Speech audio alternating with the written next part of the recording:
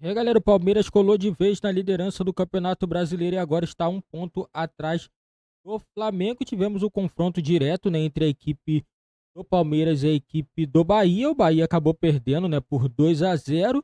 Estevão e Rony marcando os gols da equipe do Palmeiras. Aí o Palmeiras vai chegando à segunda colocação com 30 e o Flamengo tem 31 pontos e o Bahia vai ficando com 27 pontos, 4 pontos atrás do Flamengo, né? O Botafogo também vai ficando aí até o momento com 30 pontos, né? O Botafogo que está vencendo na rodada, São Paulo tem 27 e o Bahia, né, não conseguiu vencer o Palmeiras fora de casa e o Palmeiras na próxima rodada vai ter a equipe do Atlético Goianiense. Então o Flamengo, se não abrir o olho, na próxima rodada a equipe do Palmeiras pode assumir a liderança do Campeonato Brasileiro e se o Palmeiras conseguir assumir a liderança vai ser difícil segurar, porque o Palmeiras, quando ele pega a ponta do campeonato e começa a ter regularidade, é muito difícil de tirar.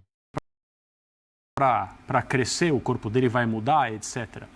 Boa noite a todos. Boa noite. Mais nada. Boa noite, ótima semana. Tem duas coisas que me impressionam demais no Estevão. E aqui eu não vou falar sobre a parte técnica, as características técnicas dele, eu também tenho uma opinião a respeito disso, que pode assustar algumas pessoas, porque é uma opinião que projeta para ele, se as coisas andarem bem, um caminho, pelos nomes que eu vou citar daqui a pouco, um caminho de glórias. Porque eu não quero curioso. Nossa, João Kleber. Não é? É porque eu não quero me estender tanto agora aqui, né, no nosso destaque inicial. Mas as duas coisas que me impressionam mais são, primeiro, a compostura dele pela idade que ele tem e o que ele é capaz de fazer em campo, porque ele está se sentindo bem, né? Os nervos, as ansiedades, todas essas coisas tão normais em jogadores mais velhos até, que têm mais experiência e de vez em quando são vítimas dessas próprias inseguranças. No caso do Estevão, a gente não vê.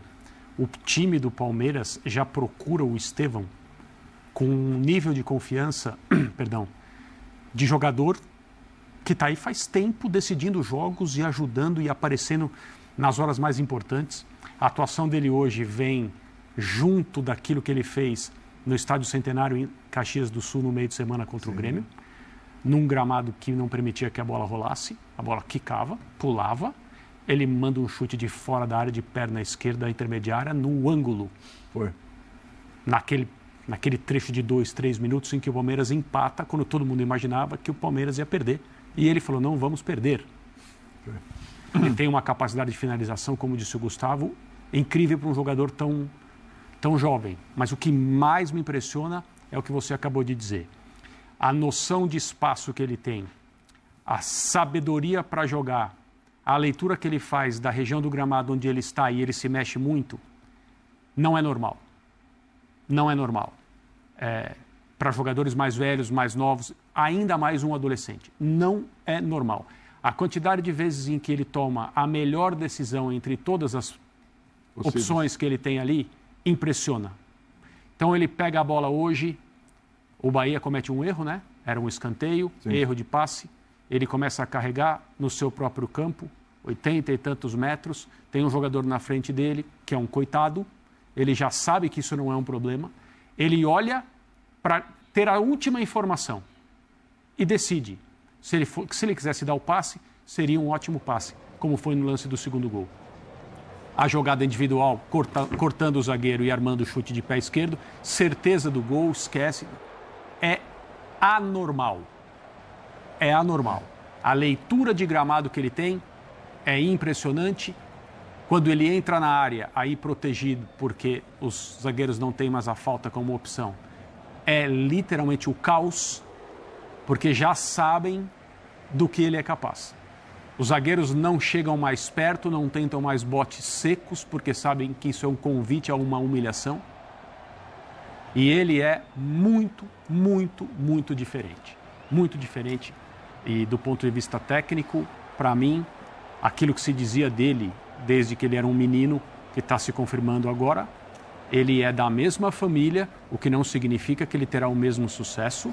Eu estou falando de características individuais, natas, habilidades, conjunto de habilidades de um indivíduo.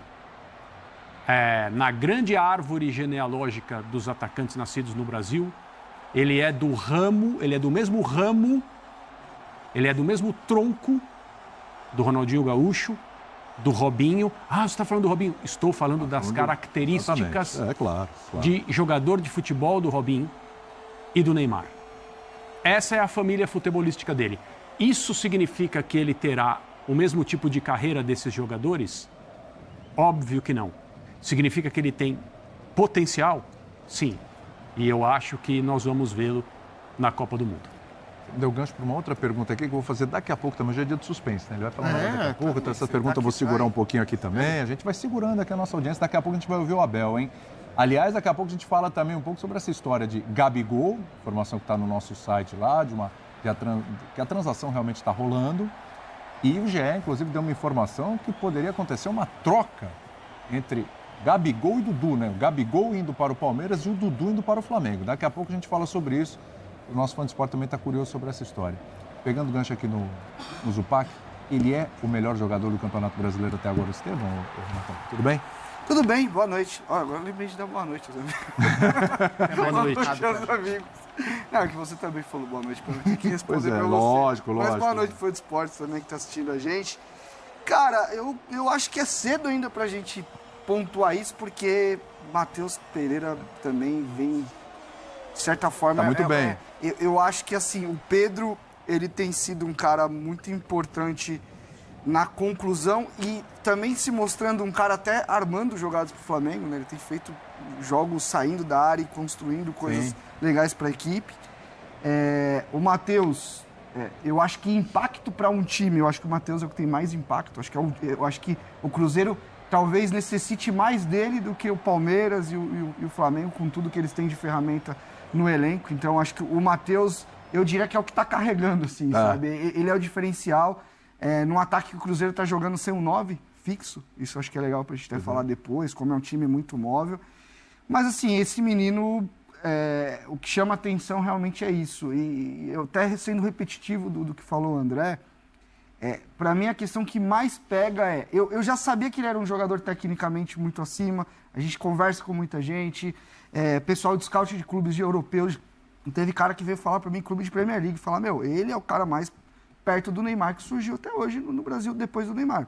Eu escutei e falei isso aqui um dia no Linha de Passe, que não era nenhuma opinião minha, que era algo que eu tinha ouvido de gente que acompanha ele desde pequeno. Mas o que mais me assusta é as decisões que ele toma dentro do jogo, cara. Porque tem jogador com 27, 28 que não tem uma lucidez tão grande assim para ocupar espaço. A gente está falando do gol. Pô, o gol é muito característica dele mesmo, a troca de direção dele muito rápida. Porque ali, para mim, o Jean Lucas, ele poderia ter pensado... Teve um lance de Eurocopa esses dias, que algum zagueiro sabia que o cara era canhoto e foi dando a direita pro cara e o cara acabou finalizando em cima do goleiro. Acho que foi algum dos lances. E esse lance me mostra muito isso. Se eu tô no mano com... Acho que ontem Gimenez com Rafinha, no Brasil. Foi isso, exatamente, foi isso. Foi exatamente esse lance. Esse lance é bem legal porque... Ele tira a perna esquerda. Óbvio que você...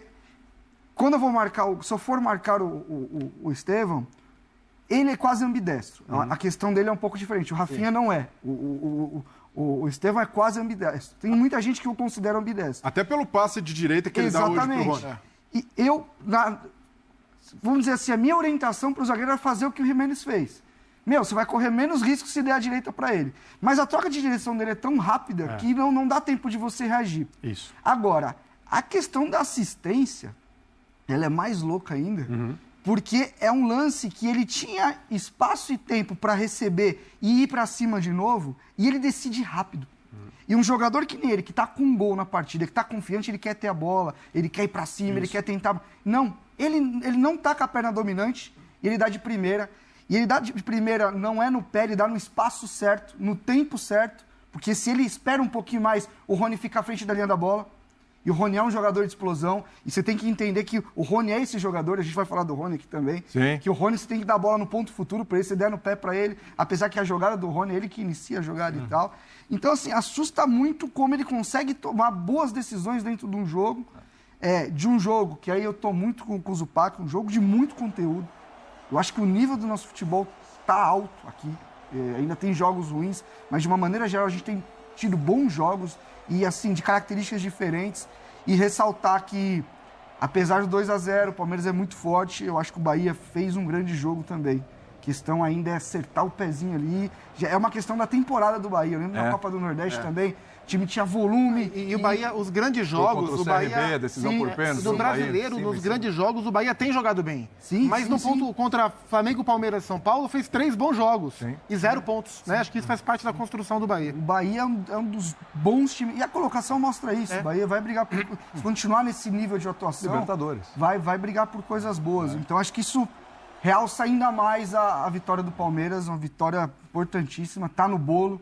E a gente sabe que time é assim quando tá no bolo. E no ano passado nem tava no bolo e deu no que deu. Foi verdade. Ó, só voltando aqui, realmente são 26 jogos do Estevão, 7 gols, só que tinha uma assistência a mais do que eu falei. Falei 3, são 4 assistências, então são 11 participações em gols em 26 jogos. Vocês estão falando aí do Estevão, citaram o Neymar e tal. A pergunta que eu tinha é a seguinte, vou começar com você, Breler, depois a gente vai trocar aqui a ideia. Desde o Neymar, que isso é uma conversa que a gente estava tendo na redação, desde o Neymar, aí tivemos Vinícius Júnior, Rodrigo, próprio Paquetá, Endrick, agora recentemente, Vitor Roque, Gabriel Jesus. O próprio Gabigol. O próprio Gabigol e tal. A gente teve alguns jogadores que surgiram com umas... Claro que sim. Mas, desde o Neymar, o Estevão é a maior promessa do futebol brasileiro, é o jogador que você olha, que você tem mais expectativa, é aquele que, você falou que está na prateleira, na família de jogadores como Ronaldinho Gaúcho, como Neymar. É esse cara? O Estevão te gera mais expectativa do que esses outros nomes que eu citei geraram? Antes de te responder, só para fazer um suspense também, eu preciso dar boa noite. Boa noite para todos. Muita educação nesse programa. Boa noite a você também. Uma ótima noite. Exato. Boa noite a todos. Dito isso, saúde e paz. Dito isso, sim. E o Estevão, ele surge com uma característica precoce, naturalmente, como outros jogadores, Vitor Roque, Endrick, mas com um diferencial. Ele é mais completo que esses jogadores, de uma forma muito rápida. Tanto é que o Abel não coloca freios na hora de colocar ele no time. E tanto o Vitor Roque quanto o Endrick têm muito poder de definição, e até a força física para a idade é algo espantoso. Eles têm um grau de maturação impressionante, mas com a bola no pé, o Estevão encanta mais. O Estevão demonstra um repertório que realmente lembra os gênios do futebol.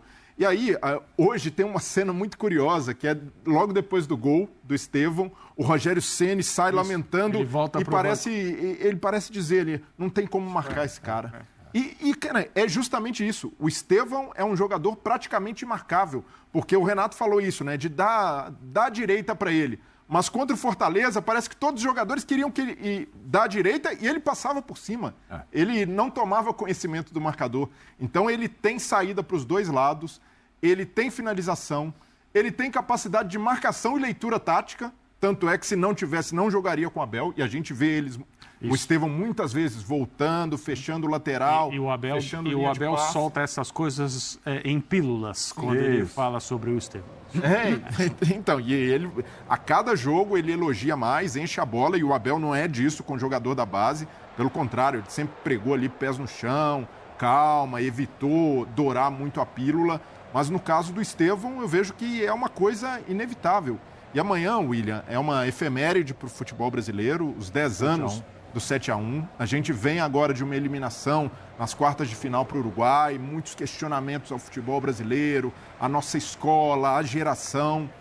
E o Estevão está nesse contexto. Porque é muito fácil depois, lembrando do 7-1, com uma eliminação ainda quente na cabeça, pregar o apocalipse do futebol brasileiro, que a gente não produz mais talentos, que não há mais jogadores com aquela habilidade das ruas.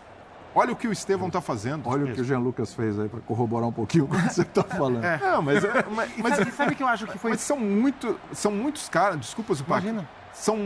A gente tem uma boa geração e o Estevão está mostrando isso, de mais um jogador jovem, saindo do futebol brasileiro, bem formado, num clube que sabe trabalhar bem, fazer boa transição.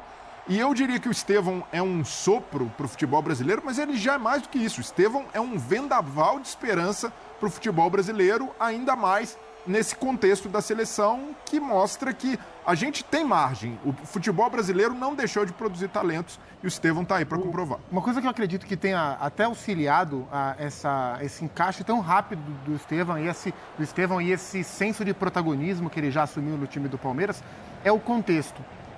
E não só porque é o Palmeiras, um clube organizado, que forma bem, que tem um trabalho de base num nível de excelência que no Brasil raros outros clubes têm, porque o time é forte, não é só isso não.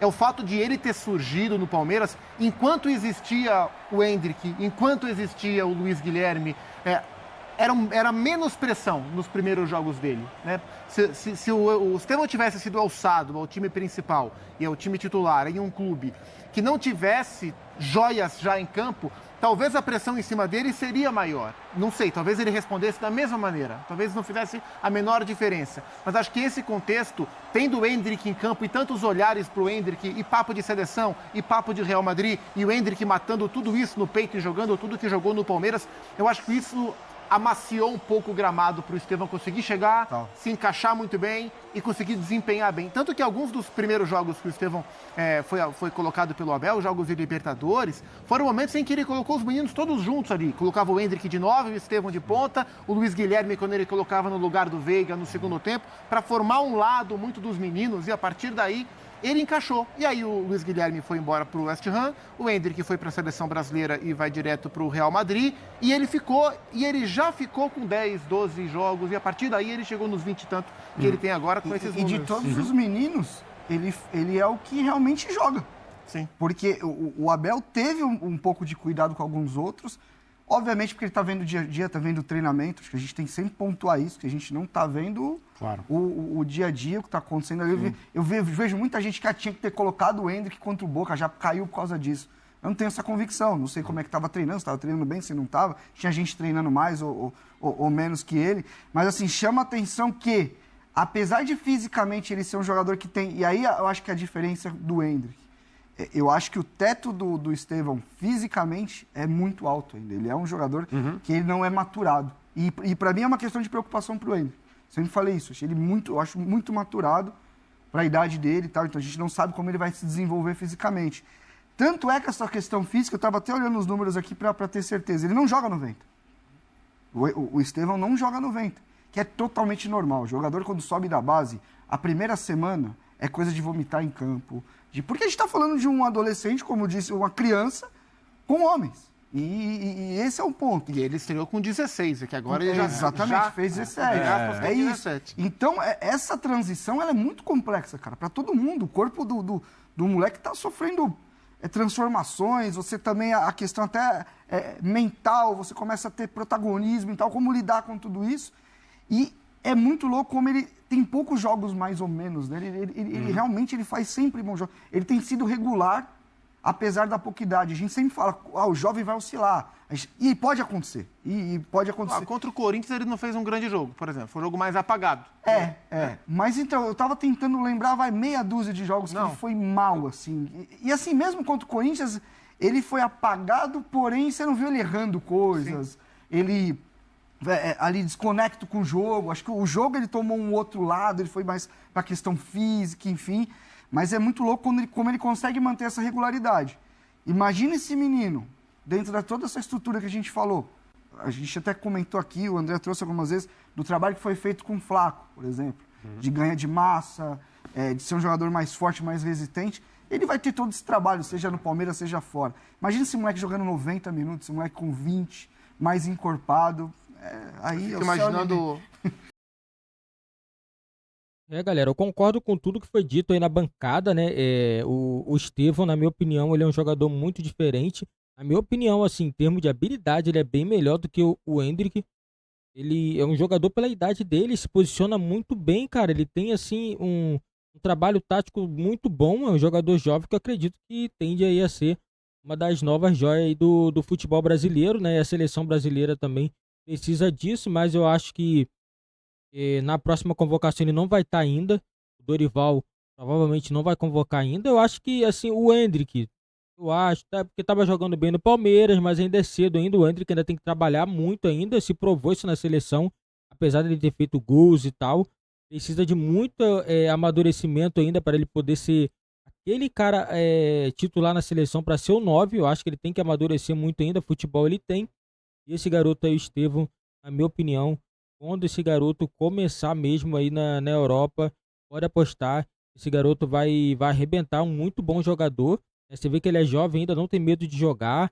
Vai pra cima mesmo, sem medo. E o Palmeiras, mais uma vez, aí já tem um jogador que já deve estar até encaminhado já sua venda já para algum clube da Europa. Provavelmente vai ser uma venda muito alta, né? Um jogador, pela qualidade dele, como que tá aparecendo, provavelmente aí os europeus vêm e vêm em peso, né? E eles vêm, né, dando a nota mesmo, não tem essa. Eles vêm e pagam um valor muito alto. Eu acredito que Estevão futuramente aí vai sair do time do Palmeiras por um valor bem alto, né? Essa é a minha opinião. Deixa aí nos comentários aí, galera, se vocês acham que Estevão vai ser vendido por um valor muito alto. E falando de Campeonato Brasileiro, Palmeiras, galera, Palmeiras agora chegou de vez para a briga da liderança do Campeonato Brasileiro, e a briga é contra o Flamengo. O Flamengo também é uma equipe muito forte. Hoje o Bahia perdeu o primeiro confronto direto dentro do G4 contra a equipe do Palmeiras. Se a equipe consegue vencer, ficaria a 1 ponto do Flamengo, e hoje está a 4 pontos, mas eu vejo o time do Bahia uma equipe que tem muito potencial também de brigar na ponta do Campeonato Brasileiro, de brigar também pelo título. Só manter essa regularidade tem mantido nesse início de campeonato, que a equipe do Bahia, eu acredito que vai estar brigando na ponta até as últimas rodadas do Campeonato Brasileiro. Essa é a minha opinião. Deixa nos comentários a opinião de vocês, que é muito importante para o nosso canal.